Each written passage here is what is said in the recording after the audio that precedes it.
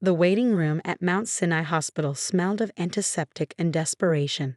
I sat rigid in the uncomfortable plastic chair, staring at the insurance forms in my lap, while my in-laws' voices echoed from the consultation room down the hall. "We can't afford this treatment." Margaret Anderson's voice cracked with emotion. "Our daughter-in-law has the money. She has to help us."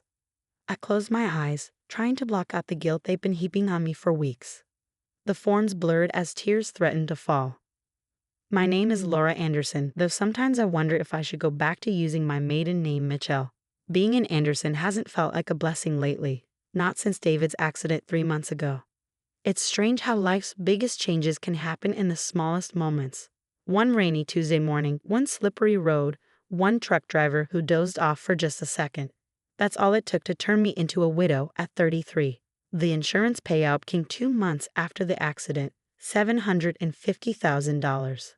A number that was supposed to somehow make up for losing my husband of 8 years. My best friend since college, the father of our 5-year-old daughter Emma. I'd planned to put most of it away for Emma's future, maybe use some to finally start the small therapy practice I'd always dreamed of. David would have wanted that. He'd always encouraged my goal of opening my own mental health clinic for underprivileged children. But his parents had other plans. "Laura?" Robert Anderson's voice made me jump. My father-in-law stood in the waiting room doorway, his tall frame stooped with what I thought was grief. Now I wasn't so sure. "The doctor wants to talk to all of us." I followed him into the consultation room, where Margaret sat clutching a tissue, her carefully applied makeup already showing traces of tears. Dr. Sanders, the oncologist, looked up from his tablet as I entered. "Mrs. Anderson," he nodded to me. "I was just explaining to your in-laws about the treatment options for Mr. Anderson's condition. Robert's supposedly aggressive liver cancer. The diagnosis that had sent the family into a tailspin just weeks after David's funeral. The specialized treatment we're discussing is expensive," Dr. Sanders continued, "but with proper financial planning." "We're on a fixed income," Margaret interrupted, her voice wobbling. "Our insurance won't cover experimental treatments." "But Laura," she turned to me, eyes brimming with tears. "Laura has the money from David's life insurance." The doctor shifted uncomfortably. "Perhaps we should discuss the medical aspects first." "There's nothing to discuss," I said quietly. "I need to see the full medical records first." Margaret gasped as if I'd slapped her. "You don't believe us? Your own family?" Family? They'd never really treated me like family before David's death. I'd always been the outsider, the scholarship girl who'd somehow snagged their golden boy. Now suddenly I was family, but only when it came to my bank account. "It's not about belief." I kept my voice steady, the way I did when counseling difficult patients. "It's about making informed decisions. As a mental health professional." "Oh, here we go." Margaret rolled her eyes. "Always hiding behind your credentials. David provided for this family, and now that money should help save his father's life." Dr. Sanders cleared his throat. "Actually, Mrs. Anderson, your daughter-in-law has the right to ask questions. Given the complexity of the treatment that gets more expensive every time we discuss it," I added. The initial request had been for $100,000, then $250,000. Now they were talking about meeting nearly half of Emma's insurance money. "Because we're learning more about what your father-in-law needs," Margaret snapped. "You understand that if you cared about anyone but yourself." I stood up, smoothing my skirt with trembling hands. "I need to pick up Emma from school. We can discuss this later." Later, Robert spoke for the first time since bringing me into the room. "There might not be much later left for me, Laura. Is that what you want? To explain to Emma why you let her grandfather die?" The emotional manipulation was so blatant it almost made me laugh. Almost. Instead, I turned to Dr. Sanders. "I'll have my lawyer contact your office about the medical records." "Lawyer?" Margaret's voice rose. "You're bringing lawyers into a family matter." I walked out without responding, their protests following me down the hospital corridor. My hands shook as I pressed the elevator button. The doors opened to reveal Anna Martinez, one of the hospital's social workers, and more importantly, an old friend from grad school. "Laura?" Her smile faded as she saw my face. "Are you okay?" I must have looked worse than I thought. "Just another fun meeting with the in-laws." I tried to joke, but my voice cracked. "Come to my office," she said firmly. "You look like you need to talk." 20 minutes later, I sat in Anna's cramped office, clutching a cup of horrible hospital coffee while words poured out of me. The mounting demands for money, the guilt trips, the way he'd started telling everyone in their church group about their heartless daughter-in-law who was hoarding their son's insurance money while Robert died of cancer. Something's not right, I finished. The story keeps changing. First it was early-stage liver cancer, then suddenly it was aggressive and spreading. The treatment costs keep rising, but they won't let me see any paperwork. They just want me to write checks. Anna's face had grown increasingly concerned as I talked. Have you seen any actual medical records? No, they say I'm not technically next of kin anymore, so the hospital can't release them to me. That's true, but she hesitated. Laura, how well do you know Dr. Sanders? I don't. Today was the first time I met him. Why? She typed something into her computer, frowning. Because Dr. Sanders left Mount Sinai 6 months ago. He's practicing in Boston now. The coffee cup slipped from my numb fingers, splashing lukewarm liquid across my skirt. What?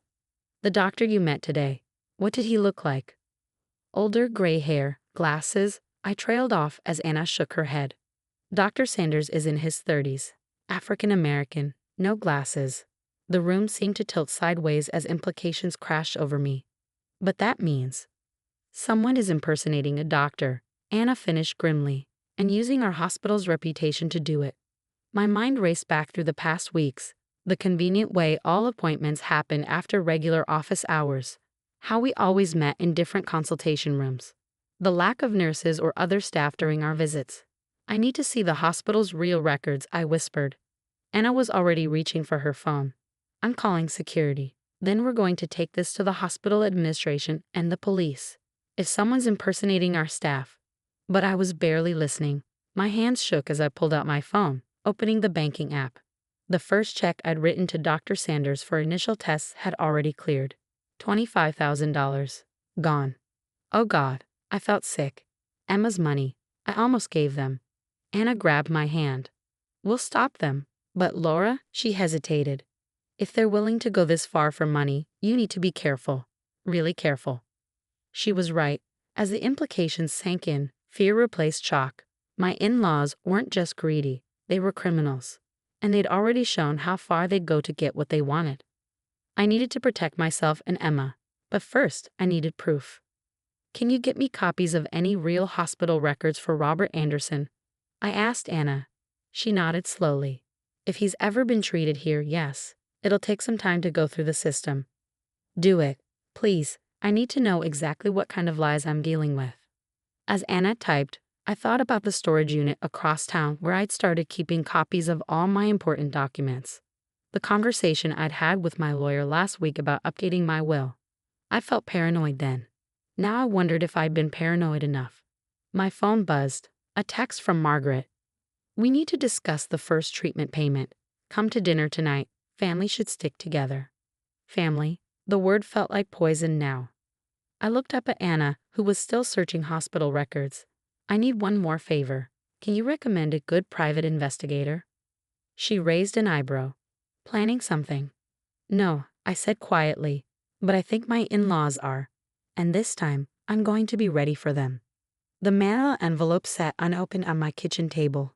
Delivered an hour ago by Marcus Chen, the private investigator Anna had recommended. I've been staring at it for 20 minutes, my coffee growing cold beside it. Did I really want to know how deep this deception went? My phone buzzed again. Another voicemail from Margaret. I'd missed their family dinner last night, claiming Emma had a fever. The messages had started getting increasingly hostile. You're abandoning family in their time of need. Margaret's latest message spat. After everything we did for you and Emma. Everything they'd done for us. Right. Like trying to talk David out of marrying me because I came from the wrong background. Like criticizing my decision to keep working after Emma was born. Like now trying to steal my daughter's future through an elaborate fraud. I picked up the envelope. Time to see exactly what kind of people I was dealing with. The first document was a summary of Robert Anderson's actual medical history from the past 5 years. No cancer. Not even a suggestion of it. He had high blood pressure and mild arthritis, both well controlled with standard medication. The next set of papers made my hands shake. bank records showing large transfers to offshore accounts, starting just weeks after David's death. Credit card applications in David's name, made after his death using his social security number. Loan applications using forged documents. But it was the last set of documents that made my blood run cold. Papers from a private detective agency in Boston, hired by Robert and Margaret 6 months before David's death. They'd had someone following me, taking pictures, investigating my background. Looking for dirt, Marcus had explained when he discovered the surveillance. They were trying to find something they could use against you. Before the accident. Before. That word echoed in my head. They'd been planning something even before David died. But what? My phone rang, startling me. Anna's name flashed on the screen. Laura, we found something else. Her voice was tense. You need to come to the hospital. Now. 30 minutes later, I sat in the hospital administrator's office, staring at more documents. Real hospital records this time, showing recent visits by both Robert and Margaret to a Dr. Thomas. Not for cancer treatment, but for cosmetic procedures. Expensive ones. They've been using your checks to fund lifestyle expenses, the administrator explained grimly. The cancer story was just a cover. We've already contacted the police. But the fake doctor? I asked. The consultations. An actor, Anna answered from beside me. The PI found him, a small-time performer who does medical role play for training simulations. He claims they hired him through an agency, said it was for a family intervention scenario. Family intervention. The words triggered a memory, something David had mentioned months before his death, something that hadn't seemed important then. His parents were pressuring him about money, I said slowly. They wanted him to change his will, but everything in a family trust they would control. He refused. The administrator nodded. So they waited, and when the accident happened, they saw another opportunity. I finished. Through me. My phone buzzed again. Margaret, of course. This time I answered, putting it on speaker. Laura, finally, we've been so worried. Robert's doctor says we need to move quickly on the treatment. If you could just transfer the first payment today. Which doctor would that be? I interrupted. The fake one you hired to scam me out of Emma's insurance money. Silence. Then, I don't know what you're talking about. Robert is sick. No, he's not. But you are. Sick enough to try to steal from your own granddaughter. To hire someone to pretend to be a doctor, to commit fraud. How dare you? Margaret's voice shook with rage. After everything you did. I was surprised by how calm I felt, like hiring a private detective to investigate me 6 months before David died, like applying for credit cards in his name after his death.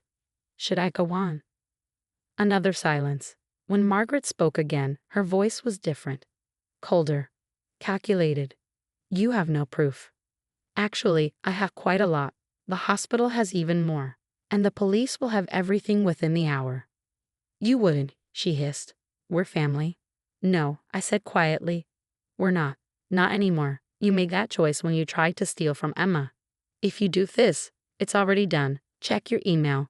I just sent you copies of everything I have.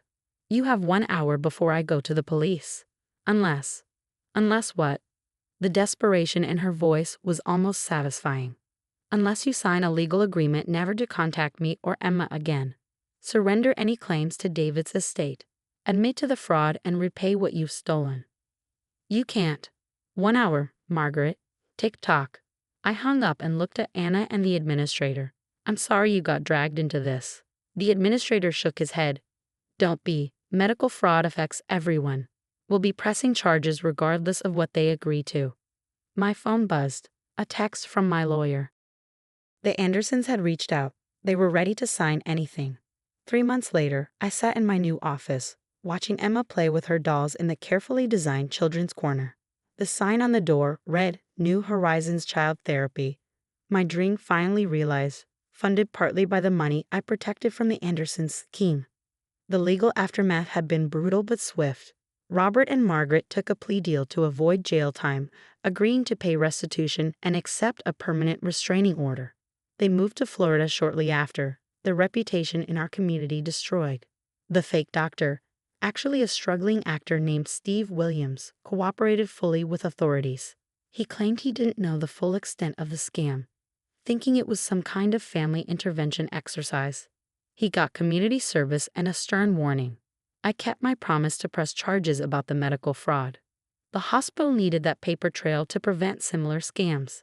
But I let the other allegations, the credit card fraud, the identity theft, get wrapped into the plea deal. Not for their sake, but for Emma's. Mommy? Emma looked up from her dolls. Can we get ice cream after? Sure, sweetie. I smiled, remembering how David used to take her for ice cream every Friday. Some traditions were worth keeping. My phone buzzed. A text from Anna, who'd become an even closer friend through all this. Support group tonight. Coming? I'd started attending a widow's support group at Anna's suggestion, but discovered it helped with more than just grief. Other members had similar stories of family betrayal after losing their spouses. We helped each other heal, shared resources, watched out for warning signs. We'll be there, I texted back. Emma went back to her dolls, humming softly, David's favorite song, though she probably didn't remember that. She was too young to understand everything that had happened, but somehow she sensed things were better now, more peaceful. The insurance money was safely invested for her future. My practice was growing, focusing on helping children deal with family trauma and loss. I even started writing a book about financial exploitation in families, hoping to help others spot the warning signs I'd missed. Life would never be what I'd planned with David. The betrayal of his parents had added another layer of pain to our loss. But we were healing, moving forward, building something new. My last therapy client of the day was a young girl struggling with her parents' divorce. As I listened to her talk about trust and betrayal, I thought about how family isn't just about blood or marriage. It's about choices, about protecting what matters. That evening at the support group, someone asked if I regretted pressing charges against the Andersons. No, I said after a moment. I regret not seeing the truth sooner, but standing up to them. That was the right thing to do. Not just for me and Emma, but for David too. He wouldn't have wanted his parents to become what they did.